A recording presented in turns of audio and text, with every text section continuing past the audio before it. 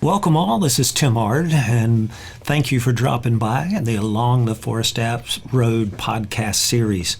On this edition, Along the ForestApps Road, we're going to be discussing a little bit of, I had some questions about what hardhat system that I use, and so I want to go through a little bit of an explanation and how this thing works and some of the different features of it. And then we're going to be also looking at our travels over the next few weeks, as well as some weather that kind of hit here close to home in Rome, Georgia. So we'll get right back to that in just a moment. Past weeks, I've had some questions in different events where I've been using my hardhat system. I've had several questions about what brand it is and where I get it and those kinds of things. And I can tell you it's quite extensive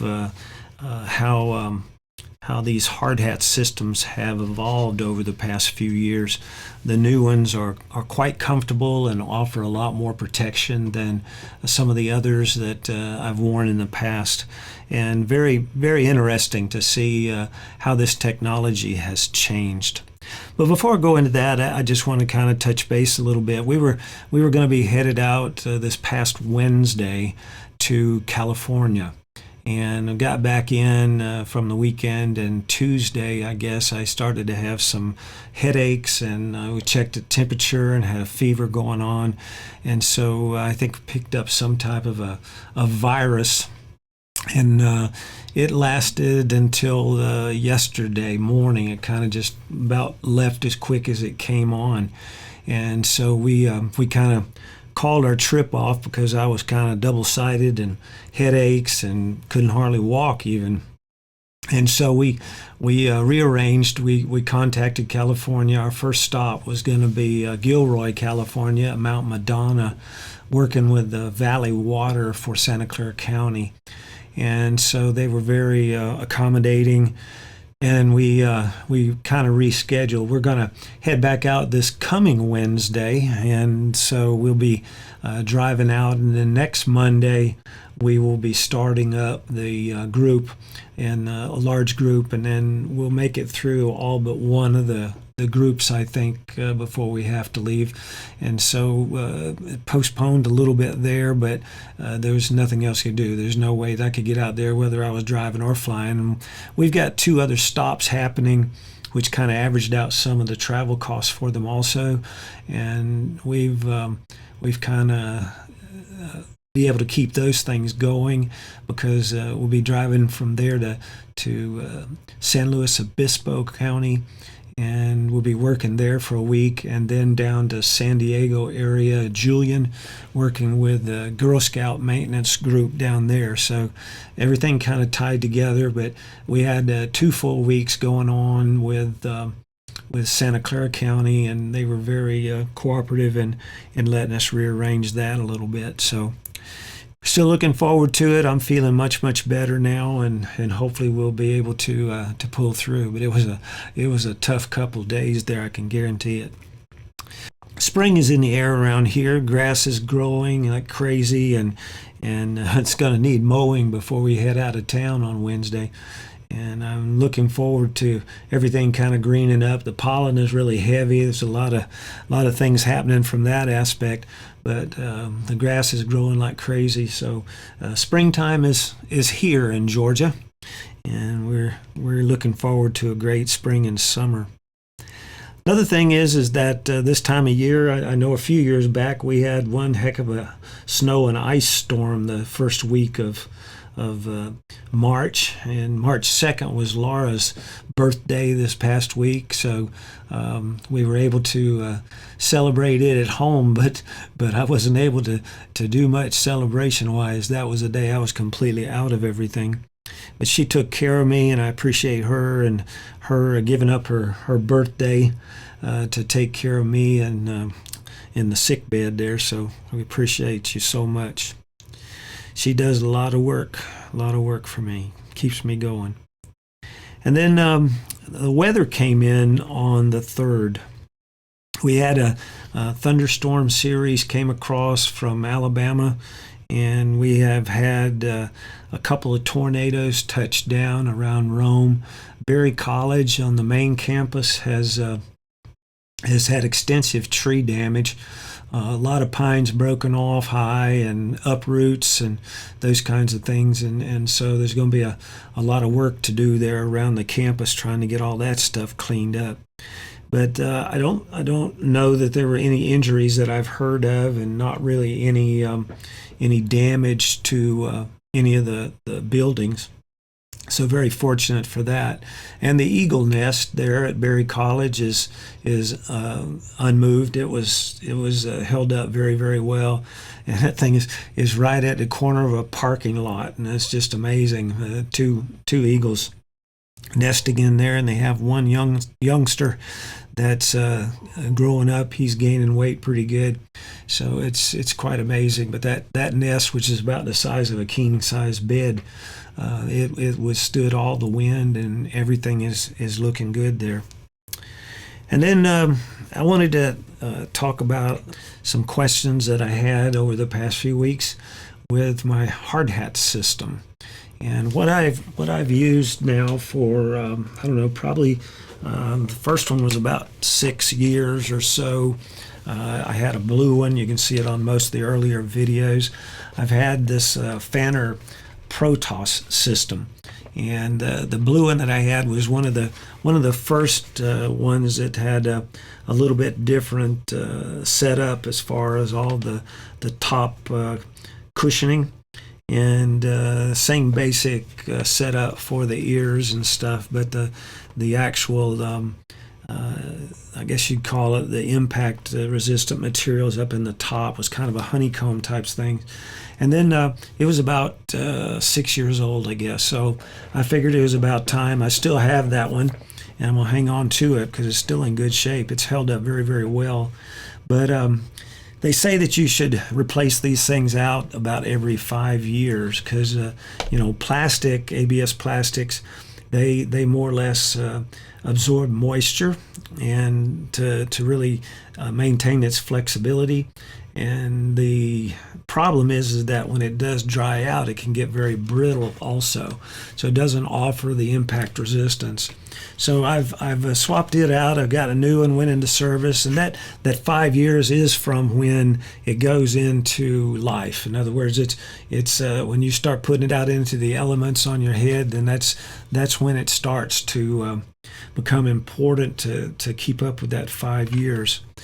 And so that one's changed out, but everything else on this thing is pretty much the same, and it meets all of the Z89 standard as far as ANSI requirements for helmet systems, and even the newer units with some of the stamped screens, those are even starting to meet some of the Z87 or portions of the Z87 for eye protection. But this one's not marked for that. It still has the DIN standards from Europe, which is probably a little bit more extensive than the ANSI standards. But it's something that screen nowadays, these are etched or stamped screens. Some of the older types of screens that were on some of the earlier helmets that I've used, those are kind of like screen door or screen wire, and if you have something sharp come back into it, those things can separate. But in this case here, these stamped screens, it offers quite a lot of protection from puncture through, and it offers a seal around the edge to keep a lot of moisture out of your screen, and no real blockage of visibility. And that's something where most of the helmet systems, except some of the later Arbus program type of systems, they don't have a visor on it. And this one actually, it sticks out so far in the front where when you tilt your head, it blocks no visibility, but still kind of it makes it easy to work around the sunlight. So it works out pretty good. These are not electrical rated. These are actually for forestry. It's more or less a type C type of a hard hat. And the Protoss does have vent systems for summertime use. It makes it pretty nice. You can close it for cold weather and for wet weather, and so that makes it pretty cool. I've got a little camera attachment point on here that's not part of this system, but it holds my my DJI action camera. The muff systems that are on here, these are kind of nice. They kind of sit up underneath the helmet system when they're in a rest position, and they more or less come down. They stay away from a position where they could get caught up. There's nothing on the outside to get it caught up on limbs or debris, and it makes it pretty nice. The cups are very comfortable. It's almost like a leather type of a feel. And these are a 26 NRR. And the NRR is a noise rating reduction. And that you want to have at least 25, 26 when it comes to operating chainsaws. Chainsaws run from about 90 to 130 decibels. And so these 25, 26s, they bring it down, to a fairly decent level. They say about 85 to 90 decibels is what you want to try to keep it under. The helmet system itself on the inside, and it's basically a strapping system that has kind of a foam element up in the top, and then you've got some foam elements that give you the comfort there around your head. There's a very thin band, but it works very, very well as far as a sweat band. And then this system has a kind of a top impact, deflection impact, and then it also has some side impact protection. Because of the clearance there and the way the harness system is formulated, it does give you quite a lot of side impact protection also. And then also from the back too. It comes down behind the bone on the back of your head there, so it makes it very comfortable. Has a quick set as far as your adjustment. These things are adjustable onto the side here, and then once you have those set, then you tension it forward with this one clip, and more or less you're set to go. And so it works very, very well.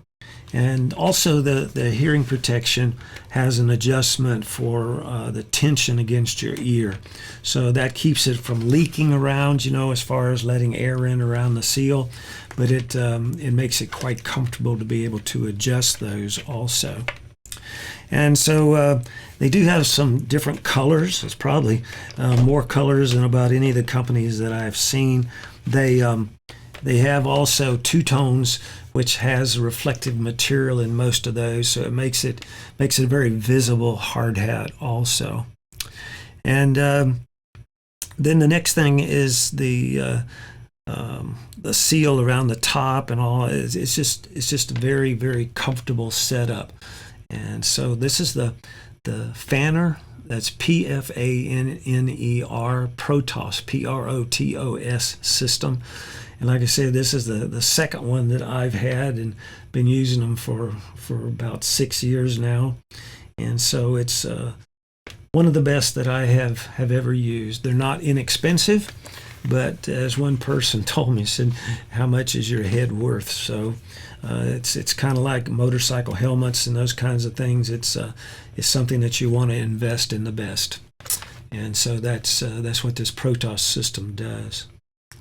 So anyhow, that's the helmet system. Hopefully it answered some questions for some of y'all. I'm going to start kind of giving some information on personal protective gear that I use, and also some other tools that I work with, and hopefully that helps some of our subscribers to be able to find these things that they're interested in.